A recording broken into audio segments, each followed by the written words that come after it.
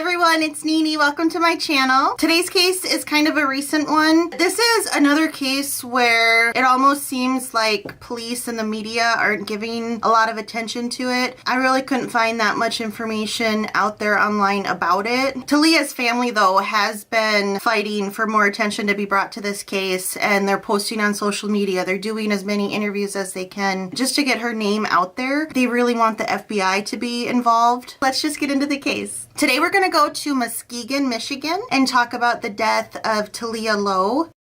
Taleah Lowe was an 18-year-old college student. She had an absolutely gorgeous smile. To me, it looks like a smile that could just light up an entire room. Friends and family say she had an amazing personality and was silly, funny, and smart. She never said anything bad about anybody else. I believe her mother died from breast cancer. I couldn't verify that, but it did sound like Taleah was mostly raised by her grandmother, Shirley McCurdy. While she attended South Haven High School, she was part of the school's Project Pathway project. It raised money to build a sculpture to honor the class of 2020. She graduated from high school in 2021, and that fall she started college at Grand Valley State University in Allendale, Michigan. Late on the night of Thursday, October 14th, 2021, Taleah and her two friends, Rachel Paulson and Chloe Ward, who were also Grand Valley State University college students, decided to go to Pier Marquette Beach on Lake Michigan. It was just about 30 minutes from the college. They got there late at night, but they decided to go swimming. At about 10:48 p.m., either Rachel or Chloe, I'm not sure which one of them called 911 and reported that a swimmer was struggling in a riptide in Lake Michigan. The Coast Guard came out. They searched with a boat and a helicopter. They also sent out their divers. At about 1:30 a.m. on October 15th, they do find Taleah, but she was unfortunately deceased. Before Taleah's body had even been found, Rachel and Chloe were supposedly calling around to see if anybody knew the password to get into Taleah's phone. They even started packing up her clothes, and for my understanding, Taleah's phone still has not been found. Less than 2 hours after Taleah's body had been found, Rachel started a GoFundMe page to raise money for funeral expenses for Taleah. The GoFundMe raised over $6,000 and was shut down on October 18th, so just a couple days later. On that GoFundMe page, Rachel had written, "On the night of October 14th, 2021, me and my friends witnessed the passing of Taleah, a beautiful and young soul, due to a drowning incident from a current we had all experienced. Taleah was one of the most kind-hearted people on this planet. Even if she didn't know you, you would hear her say, 'Hey,' or 'I love your outfit' to anyone she would see. She was the most goofiest girl in the world who would make anyone laugh in an instant. She was a successful woman who was the first in her family to attend college.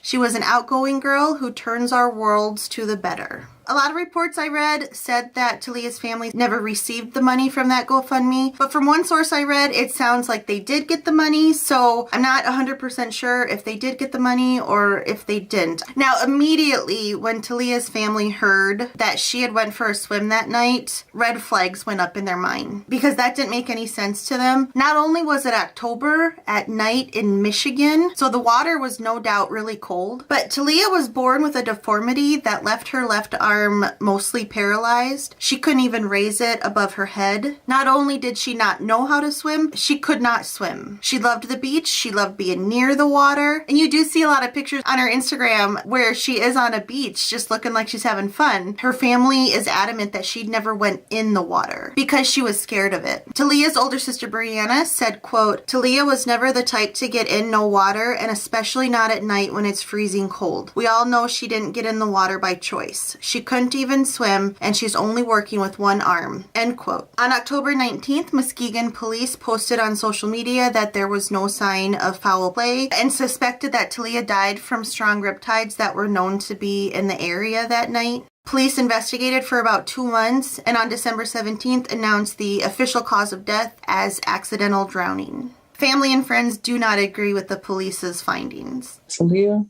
was a very bright, intelligent, smart, fun-loving, outgoing girl. Taleah could not swim.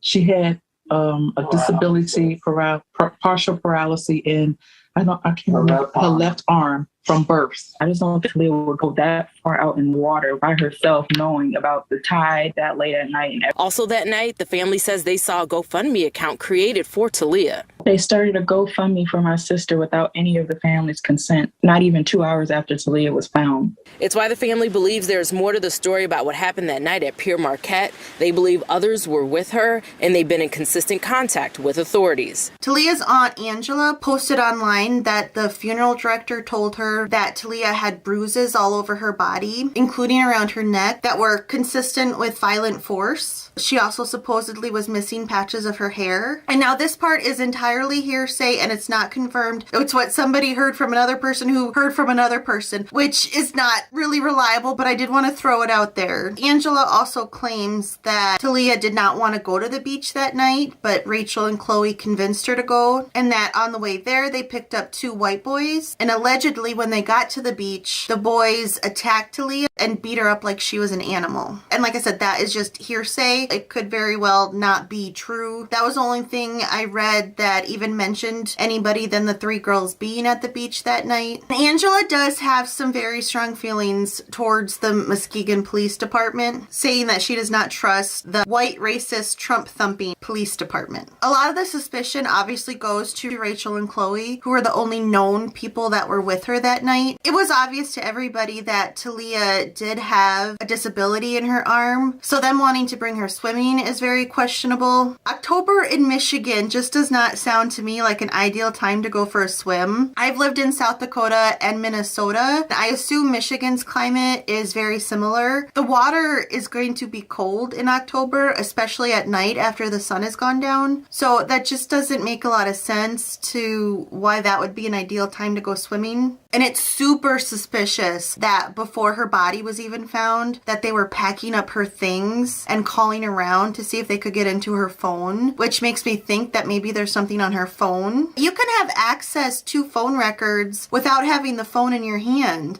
Like I could log into my account right now and I could not only see the numbers that I've called, but I'm pretty sure I can actually see like what my text messages say. So that almost makes me wonder if they were trying to get into the phone to delete something that they didn't want anybody else to find. Hopefully Taleah's family has been able to get access to her records to maybe give some kind of clue as to what actually happened that night. It's super suspicious that they were packing up her clothes before her body was even found. How do you know she wasn't alive anymore and that you would need to pack up her stuff? Setting up a GoFundMe that soon after somebody's unexpected death is also very weird. With an unexpected death, I don't think the first thought in your mind is going to be to set up a GoFundMe. I can kind of see setting one up that quickly after a death if it was an expected death, like if you knew somebody was going to be passing away from cancer or some other kind of illness. The drowning of an 18-year-old is not expected. A reasonable person would be in shock if their friend just drowned. I don't think your thinking would immediately go to, oh, I should set up a GoFundMe, unless the emotion of sadness and grief isn't there.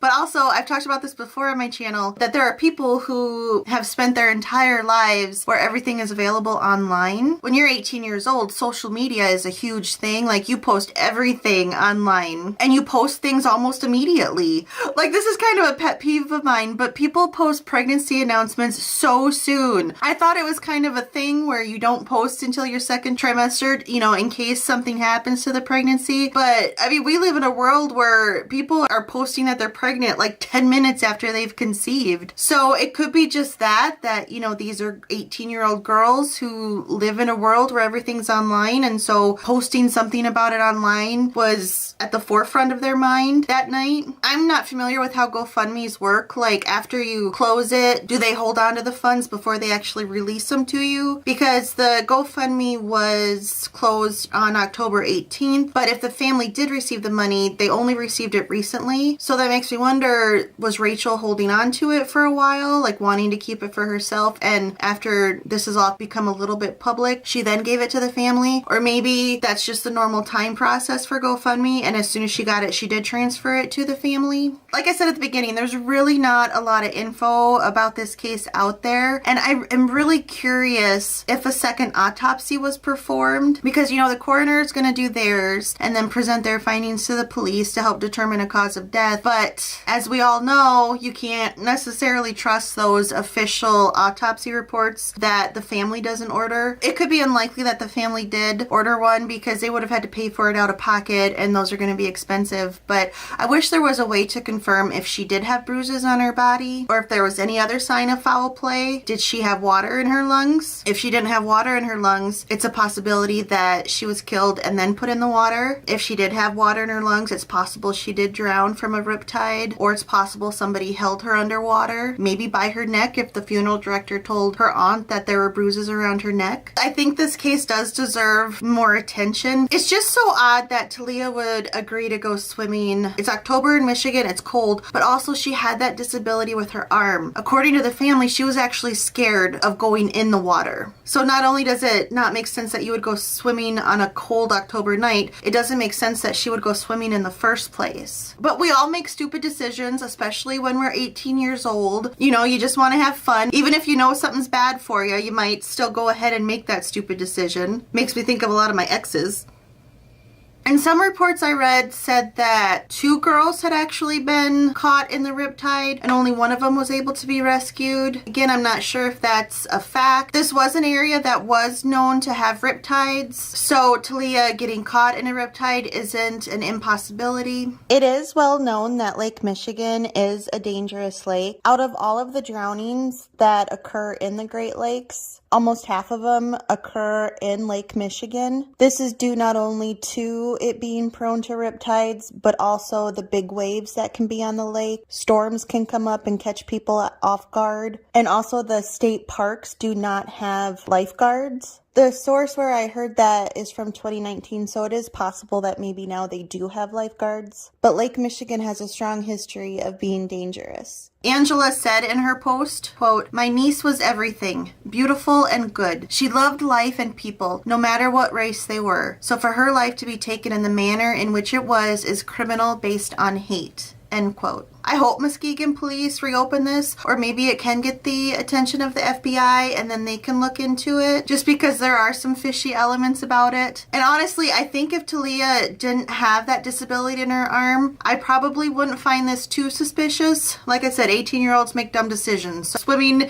in a cold lake in October would be a dumb decision, but it could be possible. But just the fact that she had that disability makes me really question if some foul play did happen that night. This was one of my shorter videos, partially because there just isn't that much known about the case, and so I'm really hoping that more people do talk about it. The more people talk about it, the more details will come out. As far as I know, Rachel and Chloe are not really saying too much at this point. I'd love to hear your thoughts. Do you think she did get caught in a riptide? Do you think something else happened that night? If something bad did happen to Taleah at the hands of somebody else, she deserves justice. It's so sad to look at her photos and just see that big smile, and to know that such a bright light was put out at such a young age. It's just heartbreaking. But thank you so much for watching. I'll see you next time.